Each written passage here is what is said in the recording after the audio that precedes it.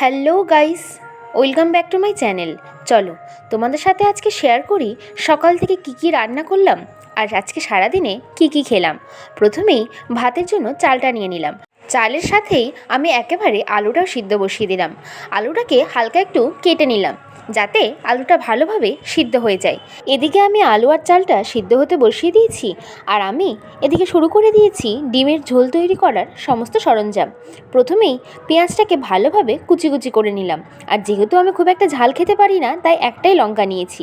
এদিকে মোটামুটি আমার চালও সিদ্ধ হয়ে গেছে। চালটা যতক্ষণে ফুটছে ততক্ষণে আমি মশলাটাকে রেডি করে ফেললাম। হালকা জিরা আর আদাটাকে ভালোভাবে বেটে নিলাম। আর এদিকে দেখো ভাতটাও রেডি হয়ে গেছে। আমি ভালো মতো করে মাড় ছাকিয়ে নিয়ে গরম ভাতটাকে সাইডে রেখে দিয়ে দুটো ডিম সিদ্ধ হতে বসিয়ে দিলাম। ডিম সিদ্ধ হয়ে গেলে খোসা ছাড়িয়ে প্রথমে ভেজে নিলাম। তার মধ্যে দিয়ে দিলাম সেদ্ধ করা আলুগুলোকে অল্প অল্প করে ভেঙে।